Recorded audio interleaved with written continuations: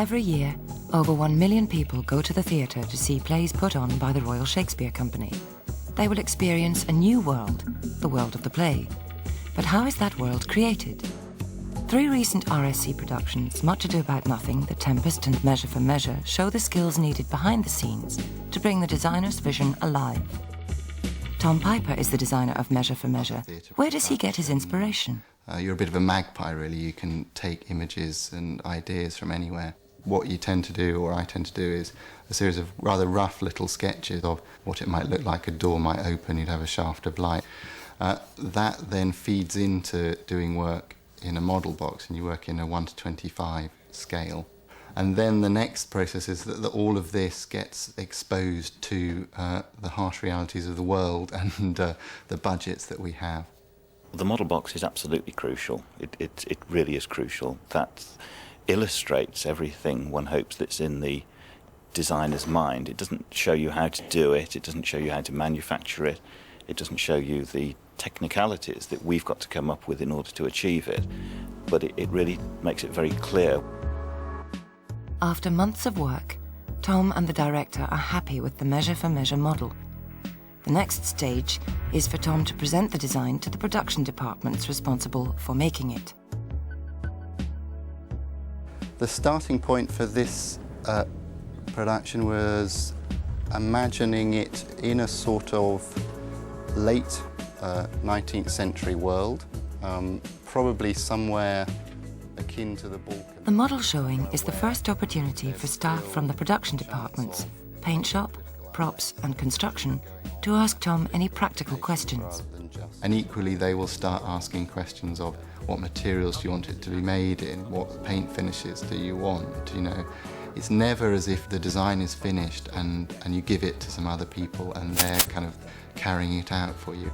It's sort of as a, how long is a piece of string? It's sort of up to you to tell us how many people we can get safely on the staircase for, you know, whatever weight loading. I mean, I imagine that this bottom curve section could probably take quite a lot of people because there'll be sort of, you know, crowds around there, and then the upper sections will take, you know, maybe 5 or 6 people. Some of these together. And the model starts off as a tool for guidance for people, that they'll look at it and kind of go, well, it looks to me like the paint effect is like this.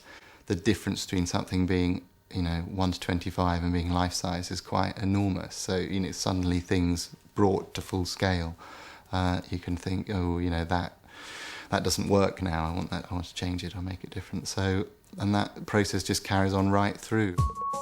The RSC is a repertory theatre, so it stages a number of shows in each season. Sets have to be changed quickly several times a week, so they must be strongly built. A good example is the apple tree, which dominates Tom Piper's design for Much Ado About Nothing. He hears his friends off stage over there starting to come towards the stage. We need somewhere to hide, a convenient tree. The tree in Much Ado is in fact a full-size apple tree manufactured in a prop studio in South London. It's 20 foot high, and the appearance of it in the Much Ado set is that it's come bursting through the floorboard floor and is now crowding its branches hard against the ceiling. So it looks as though it's growing and growing and growing inside this confined space.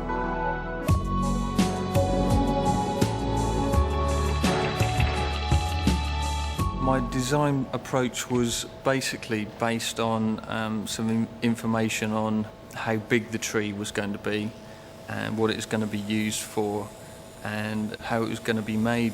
we took a silicone mould from a real tree that we happened to have in our yard and made fiberglass castings from that, which we attached to the main trunk of the tree to create a true bark texture. We filled all the gaps with a texture paste and then painted it. With anybody who's building anything, you have to try and involve them to make them feel that it is their work that's happening and they feel a pride for it. I could probably weld something to extend that and then push some more flexible rods into the ends of those. Right. So that when Alex Jennings came down, he told me exactly where he was going to be in the tree. On the trunk of the tree, we actually made some discrete crevices, notches that were part of the design, but enabled him to get up safely into the tree.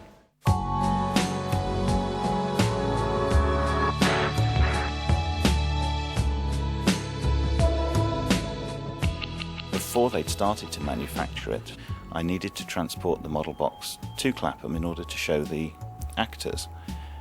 And to preserve the tree, to stop it from getting damaged, we dismantled it and left only a stump in the model box. We packed the top part into a separate box. What happened is that the model box arrived at Clapham and they unpacked it. This little box with the main part of the tree seemed to have gone astray somewhere, and the director and designer unpacked it and just said, "This looks really great with a stump in it. What we want is the stump for Act 2 and the whole tree for Act 1. Because the Much Ado set had a ceiling and 2 walls that didn't have big doors in, it's very problematic to get it off stage for the second act. We had to open up the set and pick up the top portion of the tree and carry it off through the narrow gaps into the storage areas. The tree feels fairly safe. I have to kind of waggle it about a bit, and it's fairly... it's like a tree, really. The workshops in Stratford work with different designers to produce over 30 shows a year. Each design, as I say, is unique. Some are very demanding. Others give us a range that we can give our own input to and help them develop their own set.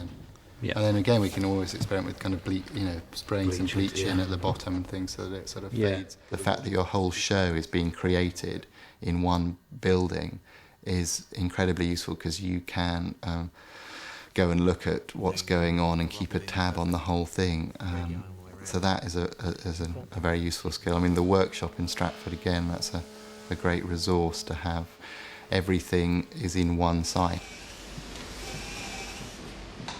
The range of skills I've got is carpentry. We make wires, tellurate wires for flying, pneumatics for motions of rams, things moving, hydraulics, lifts, various integration with other departments for smoke holes and for electrics for their lights. Well, this is the Duke's wall, which is in at the very start of the show. Initially what we've done on the base here, it's a semi-opaque wash, which we call a milk, and we've graded up from there to a yellowish dye, then into slightly browner and a mid-tone then of an olive, right through until black. And at the very top here, this is to represent rotting and decayed wood.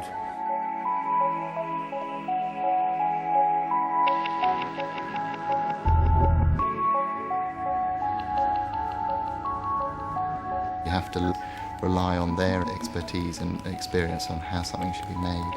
You know, hopefully that they can trust and you can develop a language together so that they can make decisions without you, so that they don't have to refer back to you on every single question.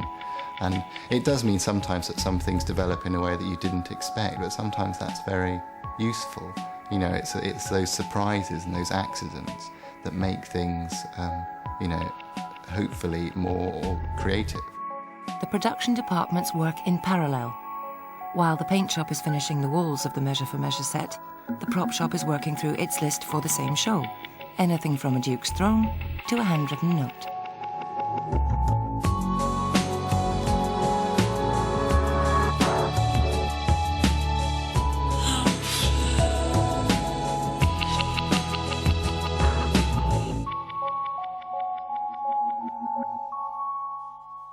We get an original prop list, the very first one. There can be as many as 10 or 20 prop lists that you'll get throughout the rehearsal period. We get a provisional one, which is usually before rehearsal start. It's from when the designer decides what he wants. And we can look through this and we can see what we may or may not have to make or buy.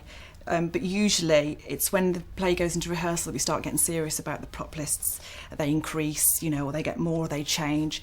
You can start making things very early on, which is great, but of course they might be cut because people change their mind. And it comes as a list in various forms, and we just work through what we'll be actually doing personally on the show. The first one is the chair, which is the big Duke's throne. big Victorian desk chair, which is the fabric that was dyed for and that Melvin's working on. I'm working on the throne for Measure for Measure. It's a fairly intricate piece of work. Has to be built fairly robust because it has 2 years worth of performances really. The next stage for this chair will be to go into the paint shop, and then it'll come back in here to be finished off, to be upholstered, for the casters to go on, and then onto the stage. It's all about pattern matching and getting it to be nice and taut. Tom chose the fabric. It's called a woolcott. And that's the original, a little bit of sample left, that's the original colour. He wanted it much more like the velvet that he's using in other props on the stage. It's like a whole scene with different mites of green.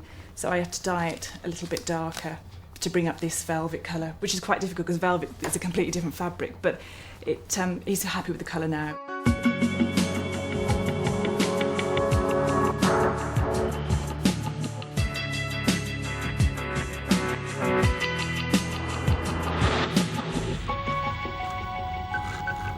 Depending on the context, we find out first whether it is supposed to look new or not. If it's something like a newspaper that's been in somebody's pocket, then obviously you'll fold it up and rub it a bit with sandpaper, sometimes cheese graters were used to break things down.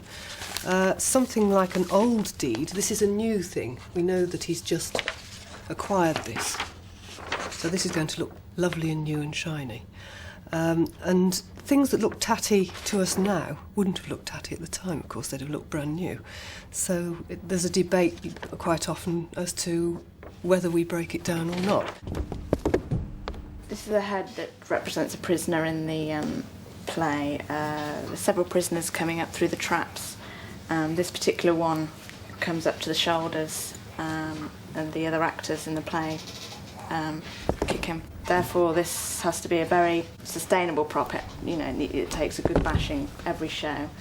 We use original face casts from actors, which produce these plaster cast moulds. We put those together, and we pour in the latex and leave it for about 2.5 hours to produce a thick wall, which will help protect the foam inside that we put.